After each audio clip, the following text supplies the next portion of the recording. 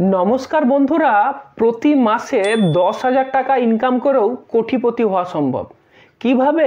আজকের ভিডিওতে এই নিয়েই আলোচনা করব। আমি আপনাকে তিনটে অপশানের কথা বলবো।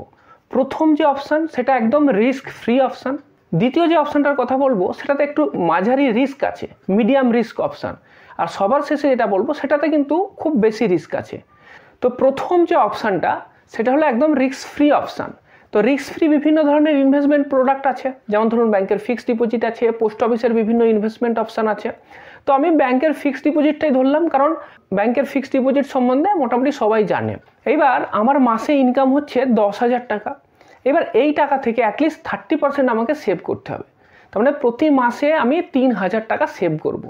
এবার এই 3,000 টাকা আমি ইনভেস্ট করব এবং তার সাথে সাথে আরও দুটো অ্যাজামশান আমি নেব। সেটা কি?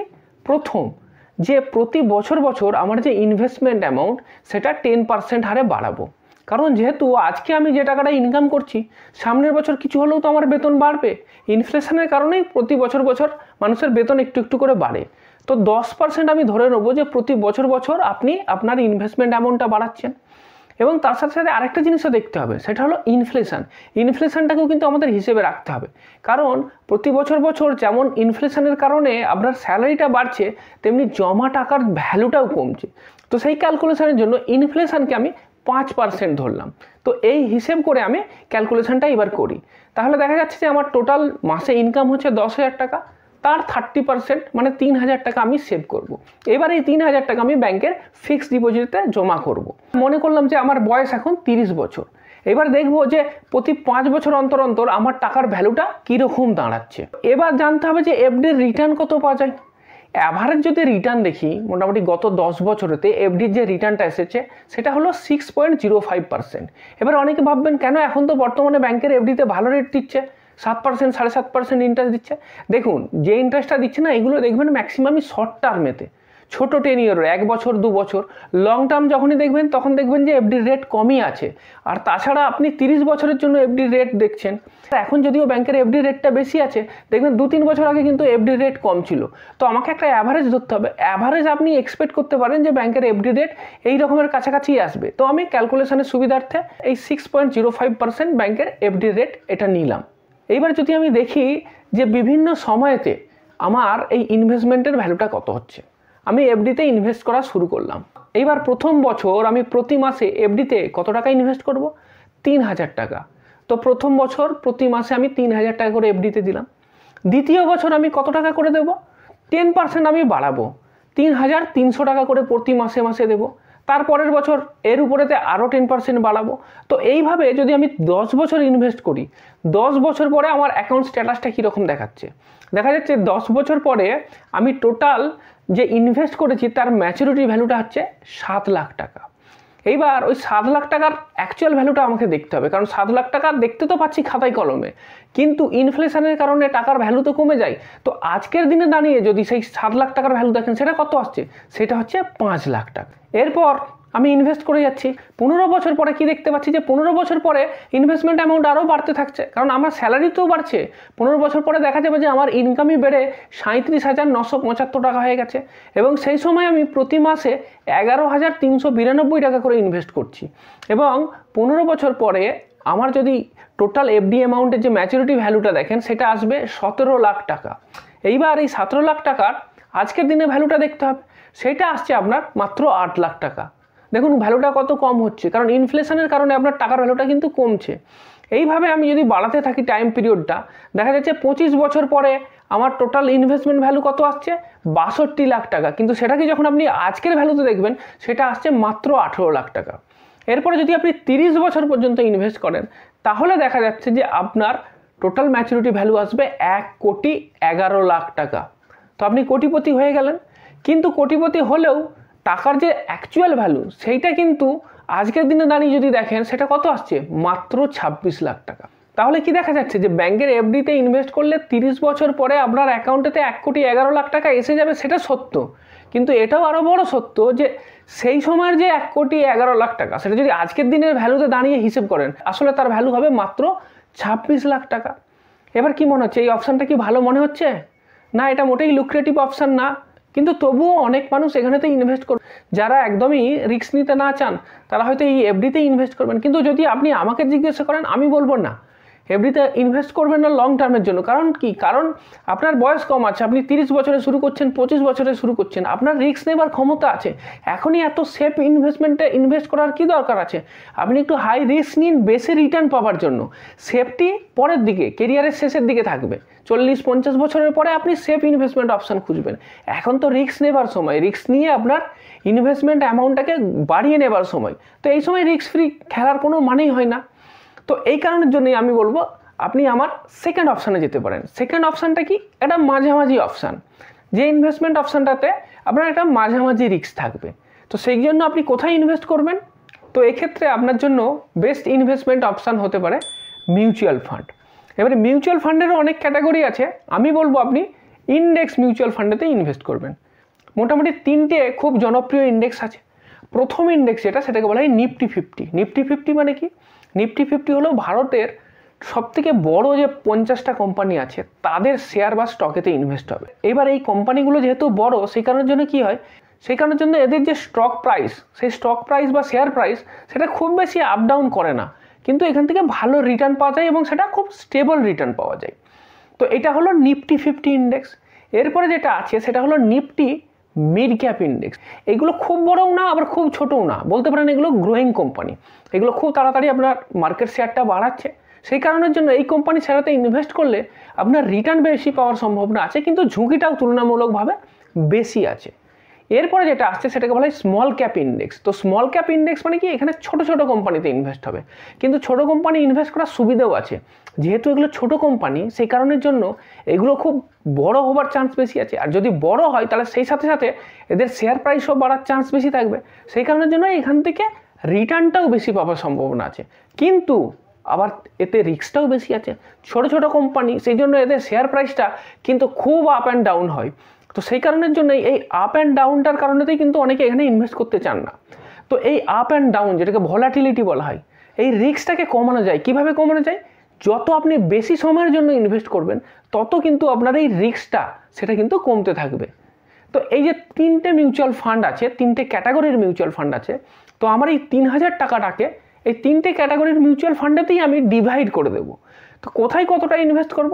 যেহেতু আমি মাঝারি রিস্ক নিচ্ছি, তো সেই কারণের জন্য বেশি অংশটা লার্জ ক্যাপে দেবো, তারপরে একটুখানি অংশ মিড ক্যাপে দেবো, এবং সবথেকে কম অংশটা আমি স্মল ক্যাপে দেবো। আমার রেশিওটা কীরকম?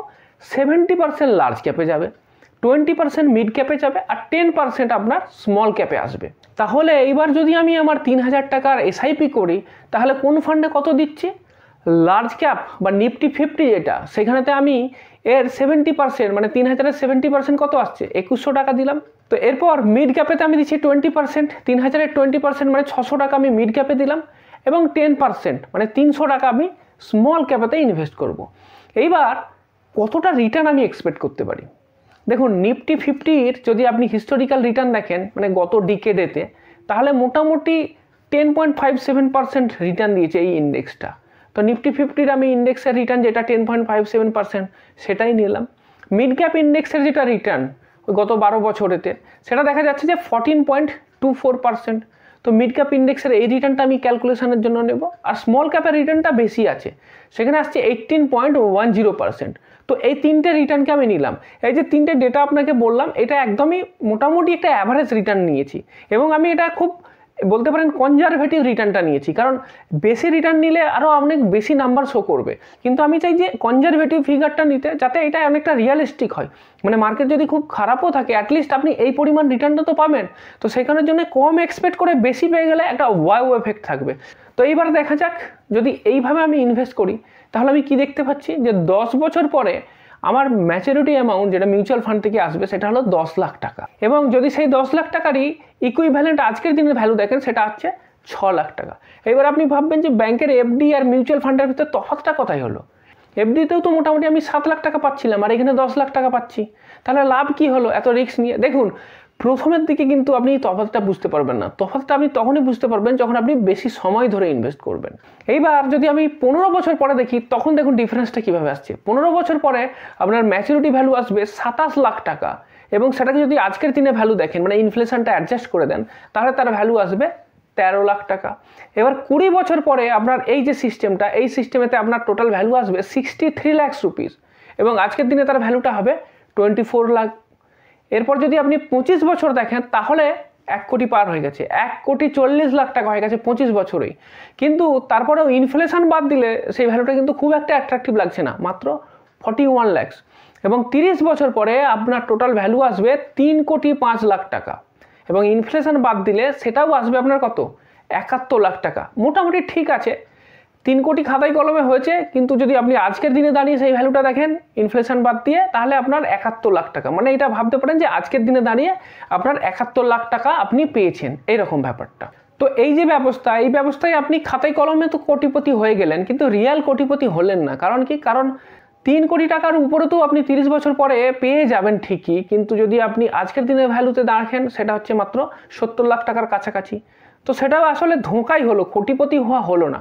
কোটিপতি সেটাই বলবো যে আজকের দিনে দাঁড়িয়ে সেই টাকাটার ভ্যালু 1 কোটি টাকা হতে হবে, সেইটা আমাকে দেখতে হবে। সেই জন্য আসবে 3 নম্বর স্টেপ, ঝুঁকি নিতেই হবে। কারণ আপনার ইনকাম কম ইনকামে যদি আপনাকে কোটিপতি হতে হয় তাহলে তো ঝুঁকি নিতেই হবে, এসপার ওসপার একটা করতে হবে। তো সেটা কীরকম ব্যবস্থাটা এটাই যে স্মল ক্যাপেতে ইনভেস্টমেন্টটা বাড়াতে হবে, কারণ স্মল ক্যাপ থেকে রিটার্ন বেশি পাওয়া যাচ্ছে। তো স্মল ক্যাপে আমি 70% ইনভেস্ট করব, মানে মাসে 2100 টাকা স্মল ক্যাপ। মিড ক্যাপে 20% দেবো, মানে 600 টাকা। আর লার্জ ক্যাপ কমিয়ে দেবো 300 টাকা। এবার দেখা যাক যদি এইভাবে ইনভেস্ট করি তাহলে কি ব্যাপারটা দেখতে পাই।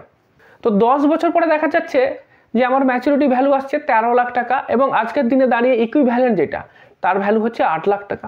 15 বছর পরে 39 লাখ টাকা ভ্যালু আসবে এবং তার যদি এফেক্টিভ ভ্যালু দেখেন সেটা আসছে 19 লাখ টাকা।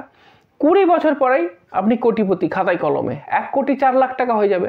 কিন্তু সেটাও যদি আজকের দিনে দাঁড়িয়ে দেখেন তার ভ্যালু হচ্ছে 39 লাখ টাকা। 25 বছর পরে কত আসছে, 2,67,00,000 টাকা। কিন্তু আজকের দিনের ভ্যালু কত, 79 লাখ, মানে এখনও কোটিপতি হলেন না। 30 বছর পরে কত আসছে ম্যাচুরিটি ভ্যালু, 6,69,00,000 টাকা এবং আজকের দিনে যদি তার ভ্যালুটা দেখেন তাহলেও সেটা আসবে 1,55,00,000 টাকা। মানে আজকের দিনে 1,55,00,000 টাকার যা ভ্যালু, সেই পরিমাণ টাকাটা আপনি ওই সময়তে পাবেন। যদিও সেটা খাতায় কলমে দেখাবে 6,69,00,000 টাকা, কিন্তু তার যে অকাত, মানে টাকার যে অ্যাকচুয়াল পাওয়ার, সেটা থাকবে কত, 1,55,00,000 টাকা। সুতরাং এইবার কিন্তু আপনি কোটিপতি হতে পারলেন। এইবার এটা কিন্তু খুব হাই রিস্ক, কারণ কি আপনি ম্যাক্সিমামটাই স্মল ক্যাপ মিউচুয়াল ফান্ডেতে ইনভেস্ট করছেন।